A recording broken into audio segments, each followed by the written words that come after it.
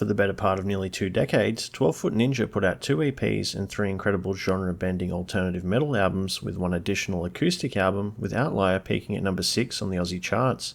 I've never heard anyone say a bad word about this incredible band, which is why it was so shocking to hear about the band calling it quits in 2024 and then returning about a year later. How did 12 Foot Ninja get started? Why did they call it quits? And what are they up to now in 2025? Stay a while as I take you through the rise and fall of 12 Foot Ninja. 12 Foot Ninja was formed in 2007 by guitarist Stevik. Stevik had been doing a lot of session work with quite a few different artists previously, ultimately deciding that he wanted to do something that was more of his own flavour. Stevik contacted his friend Shane, or Russ Russell, who played drums, and they decided to form a band. They started looking for other members. Nick, or Kin Barker, saw the name 12 Foot Ninja on the net and was immediately drawn to it. Kin checked out some of the band's demo work they'd posted on MySpace and he fell in love with it. Stevik and Russ enjoyed Kin's work also, so Kin was brought on board. Soon after, auditions were held for a bass player, with Damon coming on board, with the second guitarist, Rowan, or Ro, appearing from the internet to round out the lineup. After the lineup was locked in, the band released their debut EP, New Dawn, independently in August of 2008. The EP was produced by Stevik and Hayden Buxton. The EP didn't chart, however, the band were clearly onto something, with the song Dark Passenger reaching number 1 on Triple J Unearthed, with the band's music reaching a wider audience, support slots for other artists, and a spot at Sydney's Come Together Festival. Fear is the standout track here, with the contrast of the melodic acoustic guitar work with the heavy gent riffs. Over the next 2 years, the band worked on their second EP, releasing in October of 2010. Like the first EP, this one was also produced by Stevik at his home studio in Melbourne and Hayden Buxton.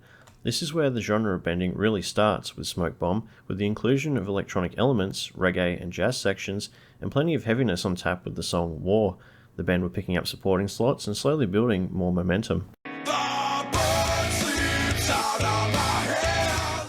With 2 EPs under their belt and touring as a supporting act, 12 Foot Ninja were ready for a full-length album. The album's first official single, Mother Sky, dropped in August of 2012, with its music video premiering on Triple J's Home and Host blog. The second single, Coming For You, followed in November. Each track from the album was accompanied by a comic created by UK artist Keith Draws.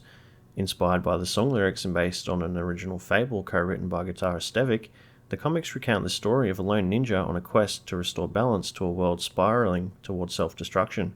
These individual comics were later compiled into a 72-page bound graphic novel. Silent Machine released in November 2012 under Volcanic Music, with Stevik handling production by himself. The album was a hit with fans and critics, with Metal Sucks scoring a 4.5 out of 5. The album failed to chart, but that certainly shouldn't take anything away from how good it is, showcasing and fully leaning into their unique take on alternative metal. This is an album full of killer tunes and heavy riffs, interspersed with what can only be described as reggae, with songs changing genre without warning. The boys were infusing metal with reggae long before Sleep Token. My favourite songs off this album are Coming For You, Kingdom, Mother Sky, Shuriken, Vanguard, and Ain't That a Bitch. Songs like Luna don't do much for me, where the band leaned too far into their softer side with little or no heavy elements on display. Through January and February of 2013, the boys set off on their first headline tour at home, selling out shows in every capital city. A few months later in May, the band successfully ran a crowdfunding campaign on the Australian platform Possible to fund the video for Ain't That a Bitch, which is a tale of revenge against an internet troll. Between October and November of 2013, 12 Foot Ninja embarked on their first European and North American tour. The band's debut London performance at Camden Barfly sold out 3 weeks in advance. The band also made an appearance at Euroblast Festival in Cologne, where they came in second, just behind headliners Meshuggah in terms of merch sales. During their North American leg, the band supported prog metal titans Periphery alongside fellow countrymen Dead Letter Circus. That's one hell of a lineup. In May of 2014, the band returned for their first North American headline tour, also appearing at major festivals including Rock on the Range, Carolina Rebellion, Welcome to Rockville, and Rocklahoma. In July of 2014, Coming For You was released to US Active Rock Radio, eventually climbing to number 45 on the Active Rock chart. The song's music video went on to rack up over 5 million views on YouTube, helping the band surpass 10 million total channel views at the time. The band's YouTube channel now has more than 38 million views. From October to December of 2014, 12 Foot Ninja returned to the US for a national tour, supporting In This Moment. By November of 2015, 12 Foot Ninja announced they had begun working on album number 2, aiming for a release during the back end of 2016. A few weeks later, the band released One Hand Killing. Another great track and very promising signs of what the upcoming album would contain. To support the album's creation and enable pre-orders, the band launched a crowdfunding campaign through Pledge Music. The band had mentioned through interviews that there was a stronger focus on the songs and songwriting this time, rather than just the riffs. In July of 2016, the band revealed the title of their second album, Outlier, which was released 1 month later in August 2016 under Volcanic Music, with production handled by Stevic again. The album charted at number 6, which is the band's highest charting album to date. The album released to universal acclaim, with all reviews scoring 4 or higher out of 5 stars. There isn't a single skippable track to be found here.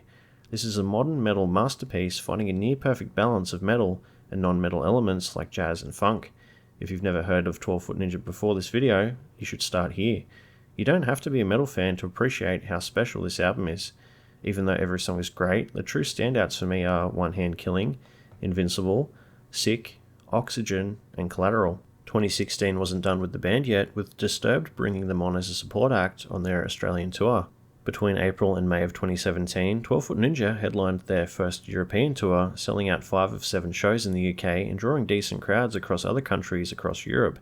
In July, 12 Foot Ninja announced their Monsoon tour, which was set for 2018, which spanned Europe, India, and Nepal, which included headline performances at the Euroblast and Silence festivals. The boys continued touring through 2019 with their Upload tour, before arriving at 2020, where COVID reared its ugly head for a while there. In May of 2021, the band released a music video for the song Long Way Home, announcing that it would be part of an upcoming album set for release later that year. The second single, Start the Fire, followed in July, and the third single, Over and Out, released in September.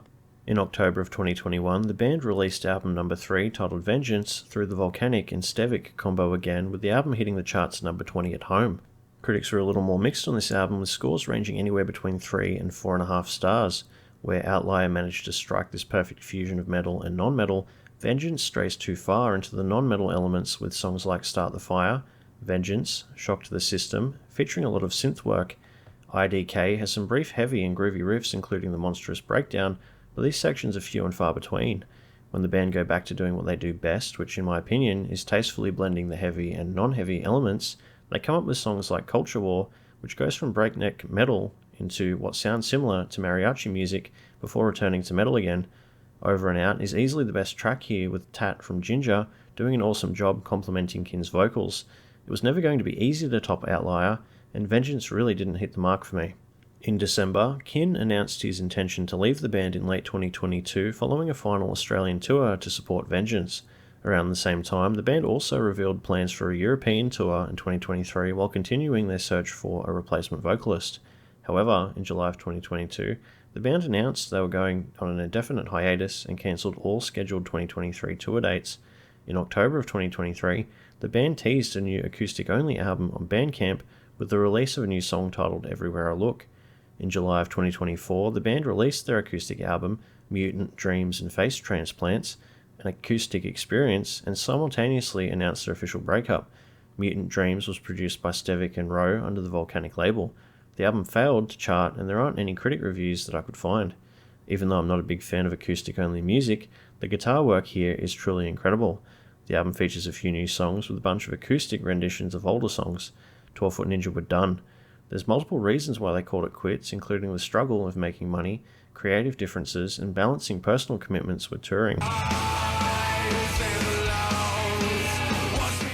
After almost a year of no new 12 Foot Ninja news, June of 2025 arrives. The band's music suddenly disappears from streaming services. Stevic was working on bringing it back, but while this was playing out, he would mention on social media that the band lost close to 100k when Pledge went under, and how he went bankrupt, with Outlier shipping to paying fans for free.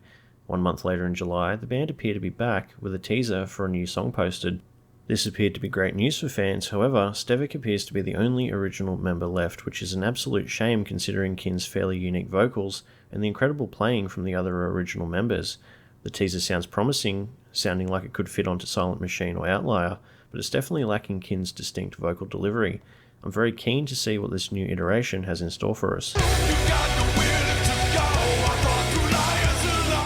So, what does the internet have to say about 12 Foot Ninja? Regarding 12 Foot Ninja making a comeback, one user had the following to say on a Reddit thread. Not news that I was expecting. Stevic was definitely the heart and soul of the band, but I was a big fan of everyone involved. I didn't really care for Vengeance, but Silent Machine and Outlier are both S-tier albums for me. Maybe Fresh Blood could bring the spark back. Not sure how to feel. Over on the prog metal subreddit, there's a thread on people's opinions of the band, with one user having the following to say: I love them. Vengeance is fun, but a bit of a letdown. Outlier was amazing. I couldn't agree more. 12-Foot Ninja created incredible music for about 17 years before calling it quits for multiple reasons. Outlier is one of the best metal fusion albums of all time and one of the greatest heavy albums to come out of Australia full stop. Stevic is bringing back the band in 2025 with an all-new lineup. It's anyone's guess whether they'll have the same success or not, but if the new teaser is anything to go by, it's sounding promising. Regardless of what happens next, 12-Foot Ninja have left an incredible legacy with their music and funny video clips. They won't be forgotten anytime soon. Thanks for watching.